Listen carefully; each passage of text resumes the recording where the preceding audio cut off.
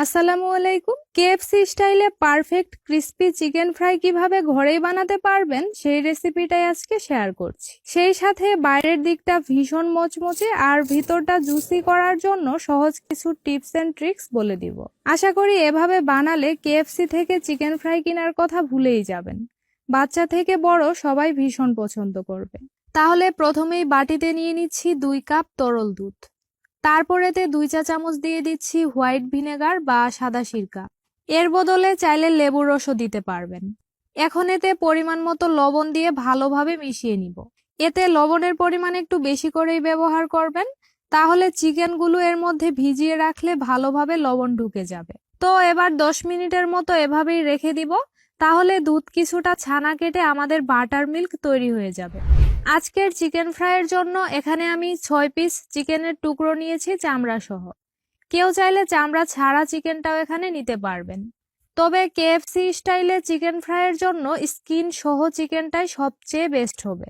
এবার চিকেনগুলো তৈরি করা বাটার মিল্কে ভিজিয়ে রাখছি 3 ঘন্টার জন্য।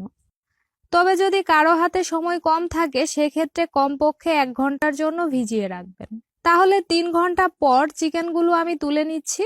অবশ্যই বাড়তি দুধটুকু ভালোভাবে ঝরিয়ে নেবেন। প্রয়োজনে টিস্যু অথবা সুতি কাপড়ের সাহায্যে ভালোভাবে মুছেও নিতে পারেন। এখন এতে 1 চা চামচ করে দিয়ে দিচ্ছি রসুন বাটা, সেই সাথে আদা বাটা। তারপর 1 চা চামচের মতো দিয়ে দিচ্ছি পাপরিকার গুঁড়া আর স্বাদ মতো মরিচের গুঁড়া। পাপরিকার গুঁড়া না থাকলে শুধু মরিচের গুঁড়া ব্যবহার করলেই চলবে। এরপর প্রায় 1 চা চামচের মতো দিয়ে দিচ্ছি গোলমরিচের গুঁড়া।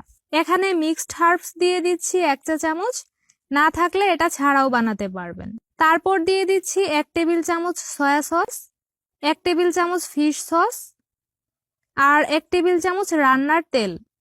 সবশেষ আমি এতে স্বাদ মতো লবণ দিয়ে সবকিছু ভালোভাবে মাখিয়ে নিয়েছি। একটু সময় দিয়ে স্কিনের নিচ পর্যন্ত মশলাগুলো মাখিয়ে নেবেন। চিকেনগুলোর মধ্যে যত ভালোভাবে মশলা ঢুকবে, চিকেনগুলো ফ্রাই করার পর খেতে ততই মজার হবে। তো এখন চিকেনগুলো মাখানোর পর কমপক্ষে 1 ঘন্টার জন্য রেস্টে রাখতে হবে। যদি হাতে সময় থাকে তাহলে সারা রাতের জন্য ফ্রিজে নরমালে রেখে দিতে পারেন, সেক্ষেত্রে আরো ভালো হবে। তো চিকেনগুলো রেস্ট হতে থাক। এই ফাঁকে চিকেন ফ্রাই করার জন্য আমি 2 রকমের কুটিং রেডি করে নিব। প্রথম কুটিং এর জন্য বাটিতে নিয়েছি 2টা ডিম। তারপর এতে স্বাদ মতো গোলমরিচের গুঁড়া আর লবণ দিয়ে দিচ্ছি। এখন এতে 2 টেবিল চামচ ময়দা দিয়ে খুব ভালোভাবে ডিমের সাথে মিশিয়ে নিয়েছি। ময়দার যাতে কোনো দলা না থাকে সেভাবে খুব ভালো করে মিশিয়ে নেবেন। এখন দ্বিতীয় কুটিং বানানোর জন্য বাটিতে দিয়ে দিচ্ছি 2 কাপ ময়দা। আটা নয়, এখানে ময়দাটাই ব্যবহার করার চেষ্টা করবেন। তারপর হাফ কাপ দিয়ে দিচ্ছি কর্নফ্লাওয়ার। কর্নফ্লাওয়ার না থাকলে শুধু ময়দা দিয়েও বানাতে পারেন। এরপর এতে 1 চা চামচ করে দিয়ে দিচ্ছি আদা রসুনের গুঁড়া। এর বদলে আদা রসুন বাটাটাও ব্যবহার করা যাবে। তারপর দিয়েছি হাফ চা চামচ গোলমরিচের গুঁড়া, সেই সাথে স্বাদ মতো পাপরিকার গুঁড়া। পাপরিকার গুঁড়াটা না থাকলে মরিচের গুঁড়া দিয়ে দিবেন। এখন 1 চা চামচ দিয়ে দিচ্ছি মিক্সড হার্বস, সেই সাথে হাফ চা চামচ দিয়ে দিচ্ছি অরিগেনো আর স্বাদ মতো লবণ। তারপর 1 চা চামচ দিয়ে দিচ্ছি বেকিং পাউডার। এখন সবকিছু ভালোভাবে মিশিয়ে নিব। মেশানোর পর এখন এতে খুবই সামান্য পরিমাণে ঠান্ডা পানি হাতের মধ্যে নিয়ে এইভাবে একটু ছিটিয়ে দিয়েছি। এরপর আবারও ভালোভাবে মিশিয়ে নিচ্ছি। এভাবে করার কারণে ফ্রাইড চিকেনের বাইরের লেয়ারগুলো অনেক বেশি এবড়ো থেবড়ো হবে, যেটা কিনা চিকেন ফ্রাইগুলো ভাজার সময় অনেক বেশি ক্রিস্পি হবে। তো 2টা কুটিংই এখানে আমাদের তৈরি হয়ে গেল। এইদিকে মেরিনেট করা চিকেনগুলোর মধ্যে ভালোভাবে মশলা মিশে গেছে। এখন আবারও সবকিছু একটু মিশিয়ে নিয়েছি। তারপর একটা করে চিকেনের টুকরো তুলে প্রথমে তৈরি করা ময়দার মিশ্রণে দিয়ে দিচ্ছি। এরপর ভালোভাবে চিকেনের মধ্যে ময়দা লাগানোর পর ডিমের মিশ্রণে ভিজিয়ে নিয়েছি। চিকেনের সব দিকে ডিমের মিশ্রণ লাগানোর পর সাথে সাথেই তুলে আবারও ময়দার মিশ্রণে দিয়ে কুট করে নিব। প্রথমে হালকা হাতে চিকেনের মধ্যে ময়দা লাগিয়ে তারপর এইভাবে জুড়ে কয়েকবার হালকা হাতে চেপে নিতে হবে। আর চেপে নেওয়ার সময় সরাসরি চিকেনের উপর চাপ দেওয়া যাবে না, উপরে সামান্য ময়দা দিয়ে এইভাবে চেপে নিতে হবে।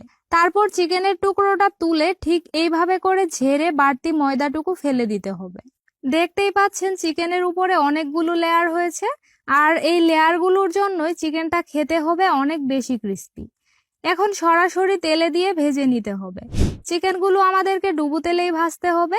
সেই সাথে তেলটাও খুব ভালোভাবে প্রথমে গরম করে নিতে হবে। তেল গরম না করেই চিকেনগুলো দিলে উপরের লেয়ারটা আলাদা হবে না। তো চিকেনগুলো দেওয়ার পর চুলার আঁচ মিডিয়াম লো হিটে রেখে সময় দিয়ে ভেজে নিতে হবে। এক পাশ ভাজা হয়ে গেলে উল্টে দিয়েছি। চিকেনগুলো ভাজতে আমার প্রায় 16 মিনিটের মতো সময় লেগেছিল। আর এই সময়ের মধ্যেই কিন্তু খুব ভালোভাবে চিকেনের ভিতরটা সিদ্ধ হয়ে যাবে। এবার এগুলো নামিয়ে নিব। শব্দ শুনে নিশ্চয়ই বুঝতেই পারছেন বেশ ক্রিস্পি হয়েছে। ভিতরটাও দেখিয়ে দিচ্ছি। এভাবে করে সবগুলো টিপস ফলো করে যদি চিকেন ফ্রাইটা বাসায় বানান, তাহলে রেস্টুরেন্টে যাওয়ার কথা ভুলেই যাবেন। আজ তাহলে এখানেই বিদায় নিচ্ছি। আল্লাহ হাফেজ।